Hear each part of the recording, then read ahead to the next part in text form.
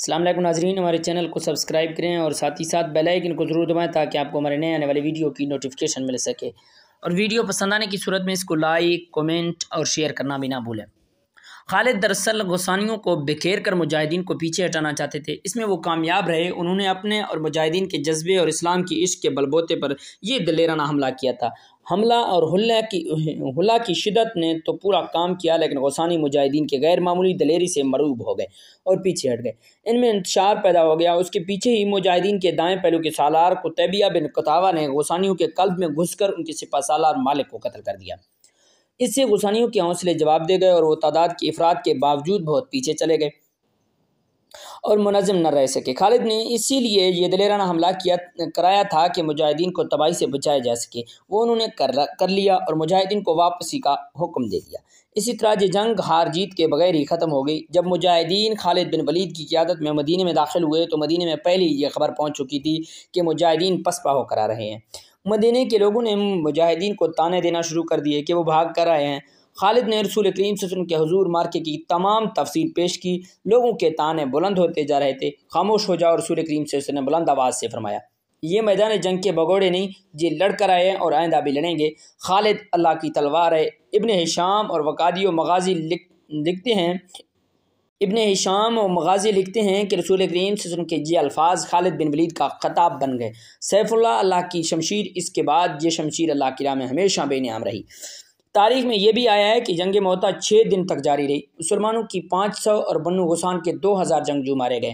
اور یہ بھی آیا ہے کہ جب حضرت خالد مسلمانوں کا امیر بنا تو حضرت خالد نے امیر بنتے ہی جنگ روک دی تھی، اور حضرت خالد سارا دن غور کرتے رہے کہ اپنی فوج کو کس طرح عزت سے اور صحیح سلامت نکال کے لے جاؤں۔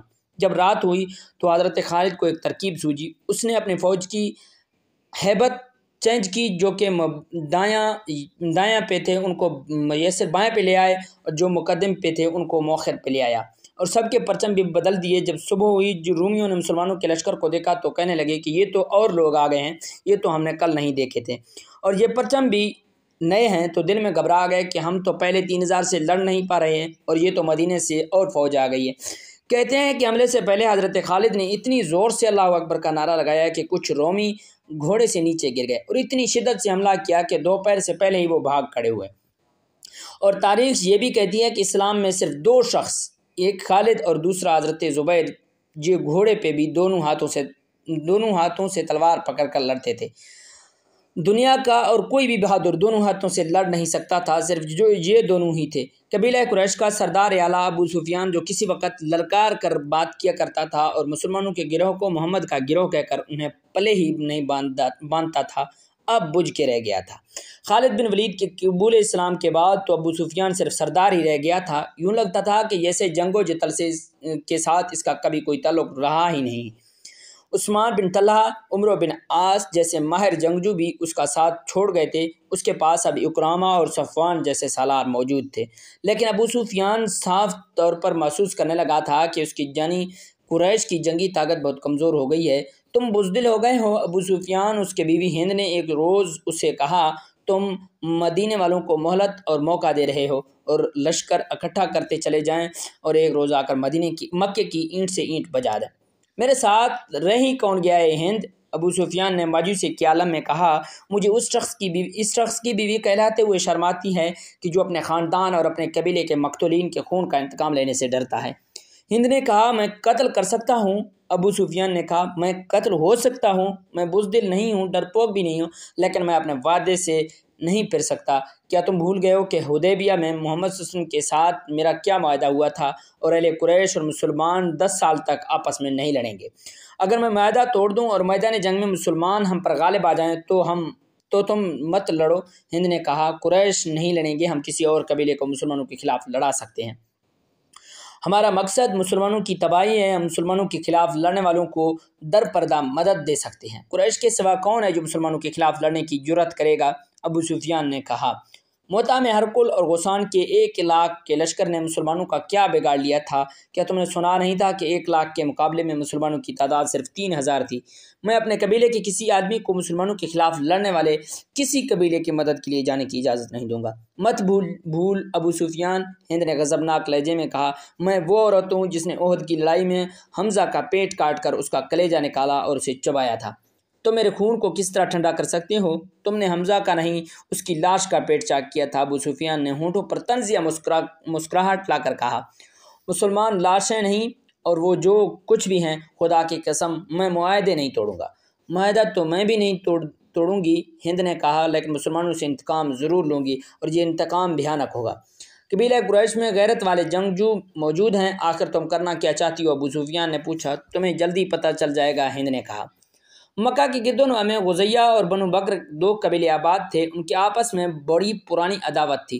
حدیبیہ میں جب مسلمانوں اور قریش میں صلح ہو گئی اور 10 سال تک عدم جاریت کا معاہدہ ہو گیا، یہ دونوں قبیلے اس طرح اس معاہدے کے فریق بن گئے کہ قبیلہ غزیہ مسلمانوں کا اور قبیلہ بنو بکر قریش کا اتحادی بننے کا اعلان کر دیا تھا۔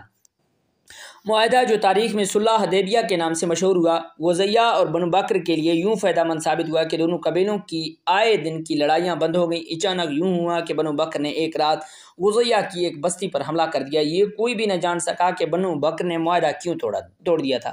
ایک روایت ہے کہ اس کے پیچھے ہند کا ہاتھ تھا۔ غزیہ چونکہ مسلمانوں کے اتحادی تھا، اس لیے ہند نے اس توقع پر غزیہ پر بنو بکر سے حملہ کرایا تھا کہ غزیہ مسلمانوں سے مدد مانگیں گے اور مسلمان ان کی مدد کو ضرور آئیں گے، اور جب بنو بکر پر حملہ کریں گے تو قریش مسلمانوں پر حملہ کر دیں گے۔ ایک روایت یہ ہے کہ غسانی عیسائیوں اور یہودیوں کی سازش تھی۔ انہوں نے سوچا تھا کہ قریش مسلمانوں کے اتحادی کو آپس میں لڑا دیا جائے تو قریش اور مسلمانوں کے درمیان لڑائی ہو جائے گی۔ بنو بکر غزیہ کے مقابلے میں طاقتور قبیلہ تھا۔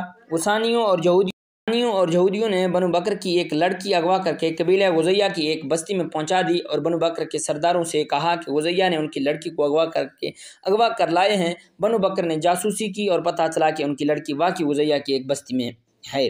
ہند نے اپنے خاوند ابو سفیان کو بتاتے ہوئے بغیر قریش کے کچھ آدمی بنو بکر کو دے دیے۔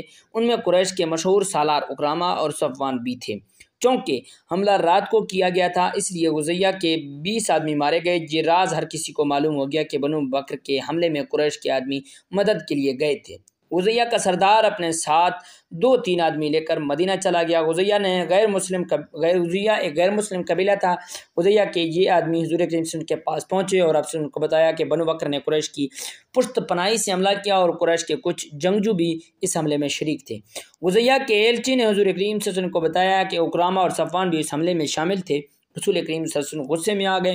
یہ معاہدے کی خلاف ورزی تھی۔ آپ نے مجاہدین کو تیاری کرنے کا حکم دے دیا۔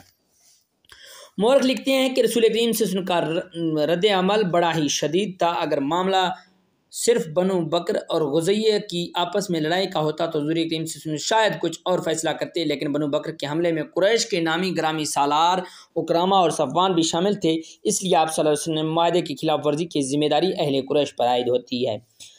ابو سفیان نے صلح حدیبیہ کی خلاف ورزی کی ہے۔ مدینہ کی گلیوں اور گھروں میں آوازیں سنائی دینے لگیں، رسول کریم صلی اللہ علیہ وسلم کے حکم پر ہم مکہ کی اینٹ سے اینٹ بجا دیں گے، اب قریش کو ہم اپنے قدموں میں بٹھا کر دم لیں گے۔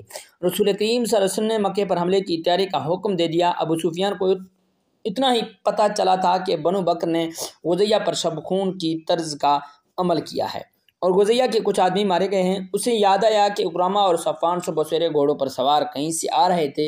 اس نے ان سے پوچھا تھا کہ وہ کہاں سے آ رہے ہیں، تو انہوں نے جھوٹ بولا تھا کہ وہ گھوڑ دوڑ کے لیے گئے تھے۔ دوپہر کے وقت جب اسے پتہ چلا کہ بنو بکر نے غزیہ پر حملہ کیا ہے تو اس نے اکرامہ اور صفوان کو بلایا۔ تم دونوں مجھے کس طرح یقین دلا سکتے ہو کہ غزیہ کی بستی پر بنو بکر کے حملے میں تم شریک نہیں تھے؟ ابو سفیان نے ان سے پوچھا، کیا تم بھول گئے ہو کہ بنو بکر ہمارے دوست ہیں؟ صفوان نے کہا، اگر دوست مدد کے لیے پکاریں تو کیا تم دوستوں کو پیٹھ دکھاؤ گے؟ میں کچھ بھی نہیں بولا۔ ابو سفیان نے کہا، خدا کی قسم تم بھول گئے ہو کہ قبیلہ قریش کا سردار کون ہے؟ میں ہوں تمہارا سردار، میری اجازت کے بغیر تم کسی اور کا ساتھ نہیں دے سکتے۔ ابو سفیان اکرامہ نے کہا، میں تمہیں اپنے قبیلے کا سردار مانتا ہوں، تمہاری کمان میں لڑائیاں لڑی ہیں، تمہارا ہر حکم مانا ہے، لیکن ہم دیکھ رہے تھے کہ تم قبیلے کے وقار کو مجروح کرتے چلے جا رہے ہو۔ تم نے اپنے دل پر مدینے والوں کا خوف طاری کر لیا ہے۔ اگر میں قبیلے کا سردار ہوں تو میں کسی کو ایسا جرم بخشوں گا نہیں جو تم نے کیا۔